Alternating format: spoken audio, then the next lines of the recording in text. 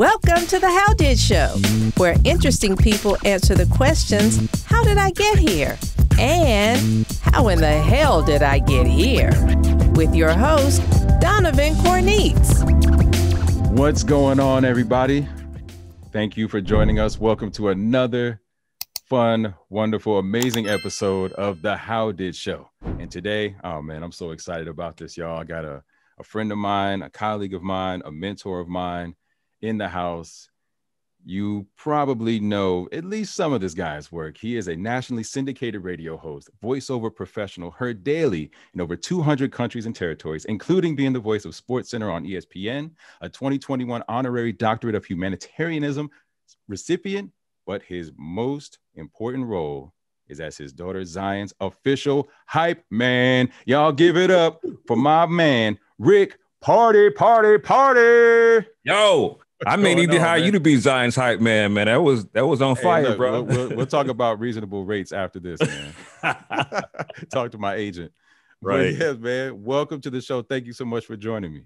Thank you, brother. I'm glad you're doing this, man. It's a pleasure to be here. Oh man, I'm just thrilled about this, man. And let's get right into it. So, as you know, it is the How Did Show. So the first part of the How Did is for you to answer, how did I get here? So let's hear the story of how Rick Party became Rick Party.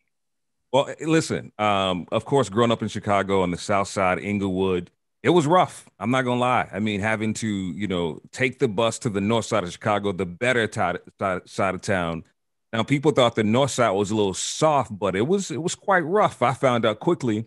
Okay. And I did not want to go to school. So mom has us go from schools on the south side to the north side. I think it's going to be better.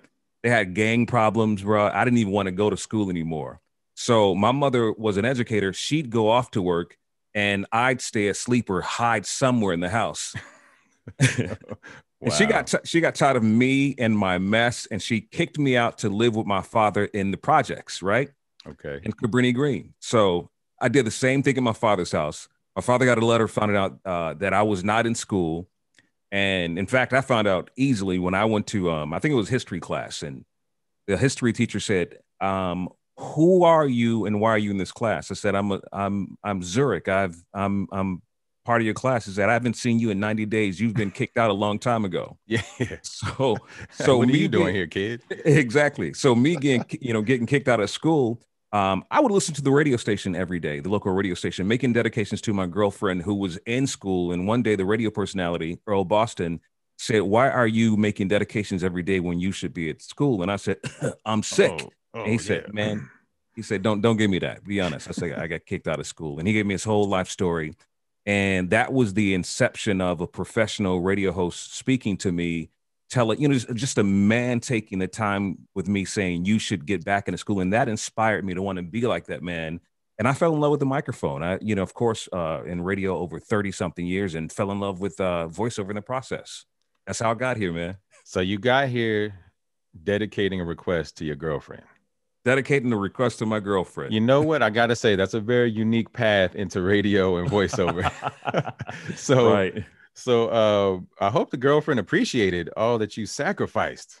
Well, she did. I mean, in return, she gave me two wonderful children and her hand in marriage. That was 30 something years ago. I mean, we're not together, but we're great friends today. So, well, look at that. Well, that was a hell of a request, man. What song was it? I know. Endless Love. That did end quickly, right? There you go. Right. So how did you parlay into a voiceover career? That's funny you asked. Of course, being in radio, you would hear the radio imaging voices, Mitch Faulkner, Mark Driscoll, Pat Garrett, Dr. Dave. And, you just kind of do these voices just for fun. And you'd be like, I can do that. Until I found that I really couldn't. And when I actually tried. My first job, though, Donovan, was as a radio personality. Coca-Cola would call me to do agent work because, Chicago being a union town. Yeah. I actually was hired to do some work for Coca-Cola. Didn't know what voiceover was. That was in the 90s. And then a sports, I almost want to say before SportsCenter was SportsCenter, it was the sports channel in Chicago. I think I want to believe that, right? Okay. So I was doing long form narration for this gaming show that they had. And I said, I don't know what this is. I don't like it. And I don't ever want to do it again. So it took forever. And I found out, through Coca-Cola and these other projects and this long form narration that I was doing voiceover. But it was on my second trip back to Chicago. I said, what am I going to do after this? And this was probably in, I would say 1999, 2000. A friend of mine gave me a copy of what is Adobe Audition today. Cool and Edit. It was called Cool Edit. Exactly. So I used Cool Edit 96. That was my first audio editing. Yeah. So he gave me Cool Edit, and I was like, yo, I'm about to have a studio in my house. Yeah, so I went to Radio Shack and got these Radio Shack microphones and equalizers. Dude, my first mic was Radio Shack mic. Straight up. Yeah, look at this, man. Look at that. Wow. Yeah. So I got a lot of stuff, man. I called a bunch of people and I just started making demos, man. And I posted it on a website called Urban Insight. It was a popular radio thread at the time, and posted my demo there. And my company at the time was called Sizzle Productions. And a lot of people said, I heard Rick Party's demo. It's more like Sizzling. It ain't no Sizzle Productions, It was me doing drops, and that fed me, man. Rather than quitting, I said, you know what? I'm about to go hard. So rather than Sizzling, I made some burnt bacon, bro. I was in there spending some time, man. Throwing down in the kitchen. Man, bro, I didn't get any sleep. And then my new demo, they were blown away. So much so that I sent it to Doc Winter, the VP of programming for Urban Radio. He's over the iHeart hip hop stations. And Steve Hegwood, I believe it was Steve. Well, anyway, Doc Winter loved the demo. He put me on all of their hip hop startups. This was in early 2000. And I was like, just blown away, bro. Yeah. Just blown away. Sure, man. So doing that and Top Rank Boxing and some HBO stuff, I thought that I was in voiceover, right? Yeah. So look, I thought I was everybody has a story. At least most people have a story of like they get that first couple of gigs and you're like, oh man, I'm in. Like just go ahead and back the armored truck up, let the money bags just fall out, baby. I'm in. Right. And then you realize, wait a minute, not so much. Yeah, not so much, man. So while I didn't quit radio, moved on to a few other radio stations back in Miami for my second trip. And then I was hired to do the morning show in New York at WBLS. And while I was also the voice of the station, and doing that tenure, I decided to, you know what, let me look into voiceover. Ironically, right before that was over, Kelly G was the music director at BET, and they needed a promo, a PSA about something. And Tim Bisa called me. Oh, okay. Yeah. She called me and she said, hey, Kelly G said you're the man for voiceover. And I said, yeah. So she sent me this PSA. I sent it right back. She's like, whoa, I just sent this to you. Yeah. And we love it. So that became like a 9-year, 13-year relationship, for me as the voice of BET. And it was beautiful. But right after that, I wanted to take voiceover classes. So, of course, we went to Rodney Salisbury as my first promo and trailer coach. And shout out Rodney Salisbury. He's the man. Absolutely. This is in 2004. And then I wanted to go to a real commercial voiceover class. And that was with G. Keith Alexander. And I sat with G. Keith thinking that, I'm on these stations, on these television shows. You're the man. I'm the man. I'm what? You don't even really need this. Right. I'm just here as a formality. You know what I'm saying? So get up here and read copy. So I get the copy. I'm like, let's say it's a Pizza Hut commercial, right? Yeah. At Pizza Hut, you can save $4 for so. I'm doing the whole announcer voice. Yeah. Like, and Pizza Hut now. Pizza Hut is in the mix. Like, wait, what? He's like, that ain't it, bro. That ain't it at all. No. So just broke me all the way down from a big tree to a stub, man. And that was the beginning of me really understanding what voiceover was truly about. For real. And that was in 2004. Okay. So yeah, to answer that, man, I can go on with this, bro. Hey, look, I know how it is. We get paid to talk, man. Don't get us started. Like, right. But no, that's amazing. And it's so cool how many parallels we've had in our career. Obviously, me being a couple years behind you in that respect, but I've been working with BET for a number of years. And the whole thing about having that first demo and I did my demo in the bathroom because I thought the acoustics would be cool with my Radio Shack mic. Wow. How little I knew about it. Nothing to absorb the sound and nothing. No, nothing. No, I thought it was cool that it echoed. And my first demo was like 3.5 minutes long. Wow. Because I had no idea. But yeah, it was about thinking, I've got this amazing voice. People have been telling me, oh, you should do radio, you should do voiceover. And I'm like, all right, cool. Then that's it. That's all I need, baby. And then you realize, like, no, actually, having a really great voice means nothing, because everyone that's in voiceover has a great voice and a microphone.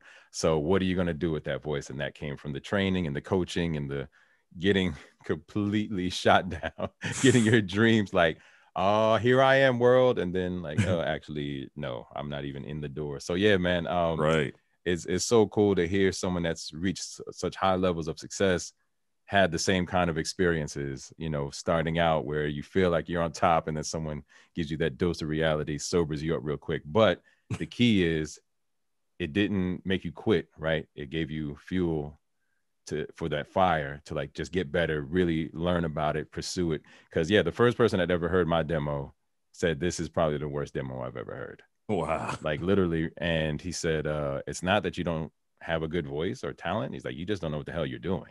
Exactly. And so do you want to do this? You need to figure out what to do instead of just relying on a voice. So yeah, man, it was very humbling, but it was also inspiring. It started everything for me, man. So I love to hear that you went through some of the same crap that I went through, the same failures.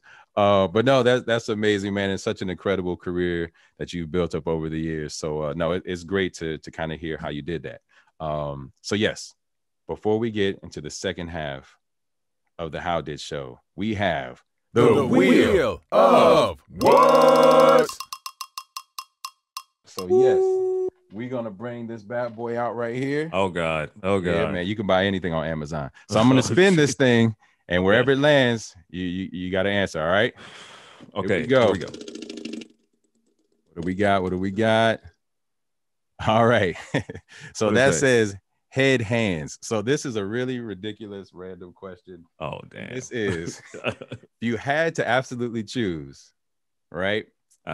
Would you rather have a head that is way too big for your body or hands that are way too small for your arms?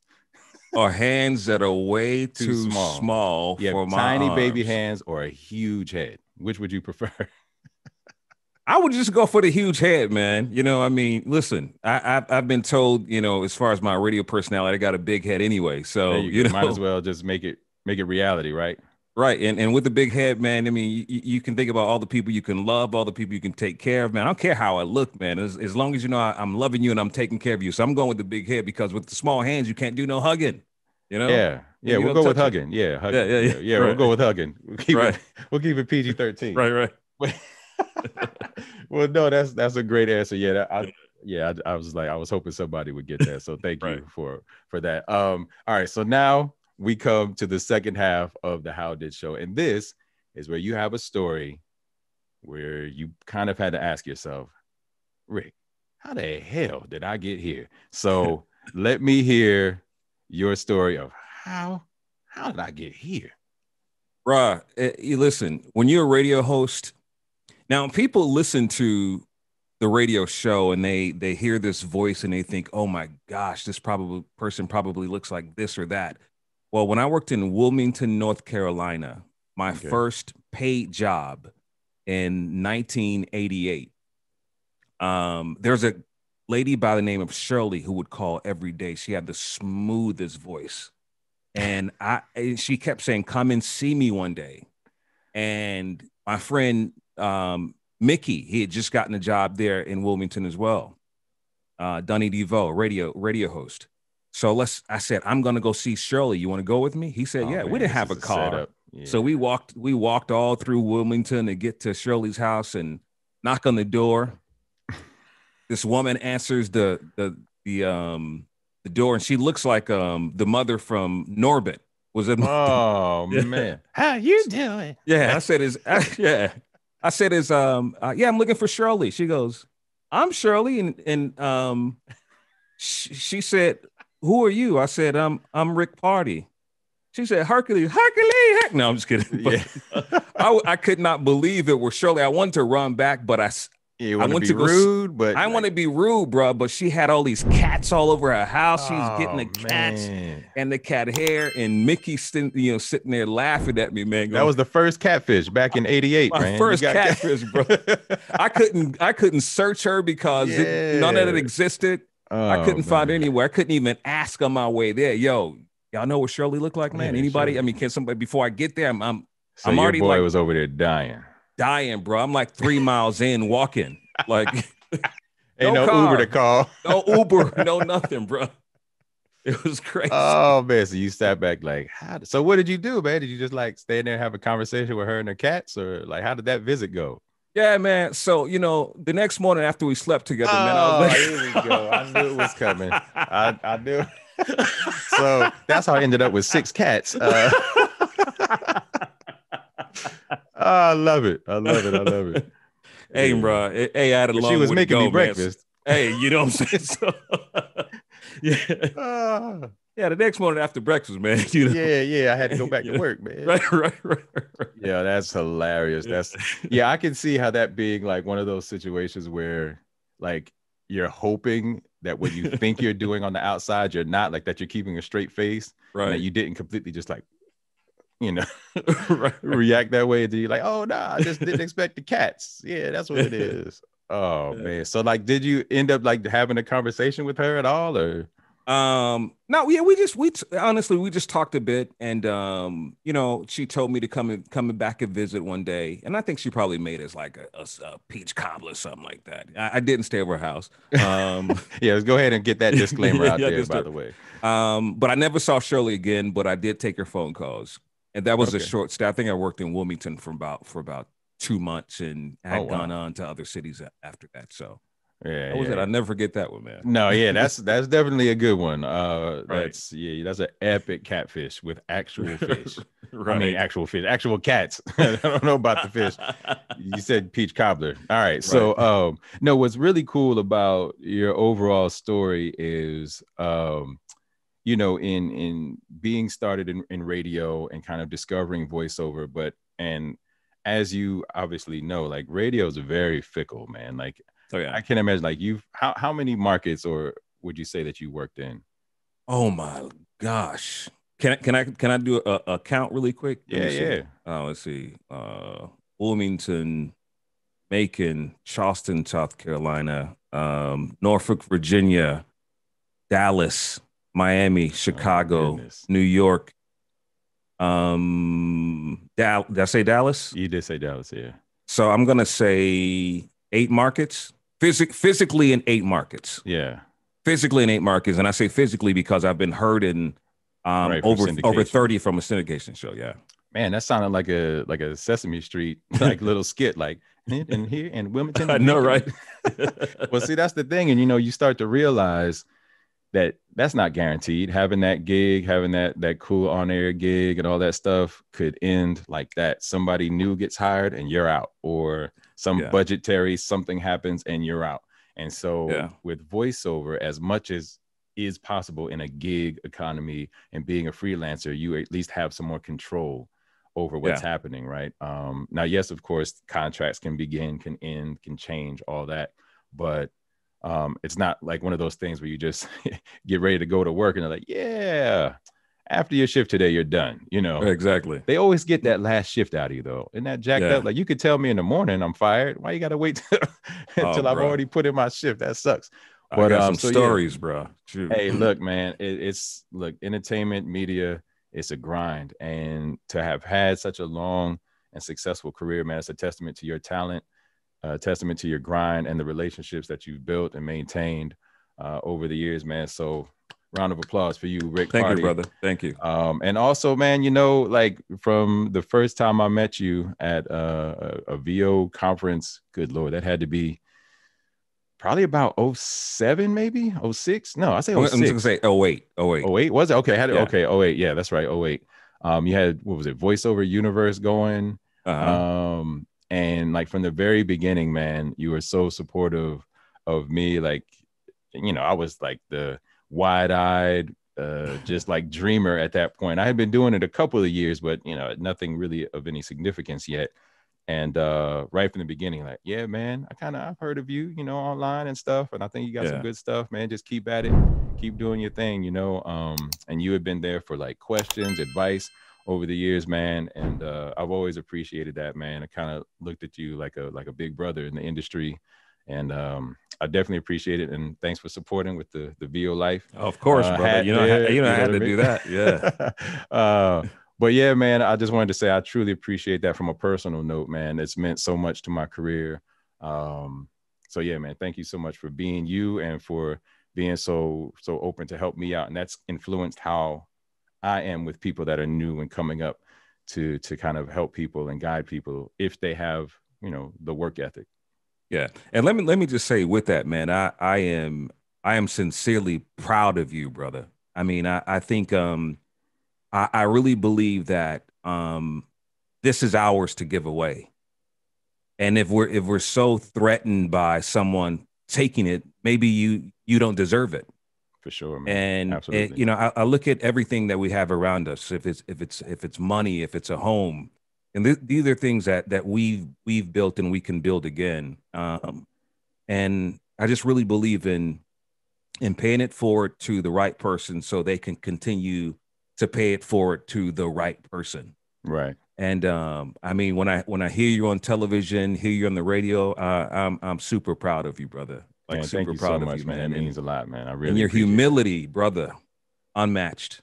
Hey, look, I started voiceover in a dorm bathroom, man. I got nothing to brag about, like to think I'm bigger than anyone. And like we said, like anything I have career-wise, gigs can be taken away at any time. Absolutely. So there's no reason, like any job I've had, I replaced somebody and I can be replaced just as easily. I have been replaced. Right. So yeah, man, I've never understood when people get like talking about big heads, of having like truly being big headed about stuff and not wanting to help others and feeling like they're bigger than what they do. Because yeah, man, this is like, we're borrowing this, like we're renting these gigs and these opportunities, and it's about making the most of it for when you have it, but then also helping someone else that's coming up, because you never know where that relationship or that encouragement is going to lead in the future. You never know who someone's going to turn out to be. You never know, where they end up working or doing or influencing, especially now with social media. Someone that you help out, next thing you know, they got 200,000 followers and now they're helping you out with promo. And you're like, well, damn. So yeah, man, it's all part of that circle of helping others so that they'll help them and they'll help them. And that's how you build a legacy, man. So I appreciate you for you. And I also appreciate you kind of those words for me, man, not to get too sappy and sentimental on here. I love you, bro. But yeah, man, thank you so much for joining me on this episode. And just really quick, is there anything that you got going on that you want to plug, that you got going on people need to check out? How do they get with you on social media? rickparty.com, my website. There you go. Everything man. is there. Yeah. Well, cool. Thank you again so much for joining me here. This was a great episode. I thank you for your stories. And yeah, man, keep living the VO life, man. Peace. Thank you, brother. What's going on, everybody? Thank you so much for tuning in and joining me for the How Did Show. So go ahead, like, subscribe, and comment. And definitely be sure to look out for more new episodes coming very soon. Peace.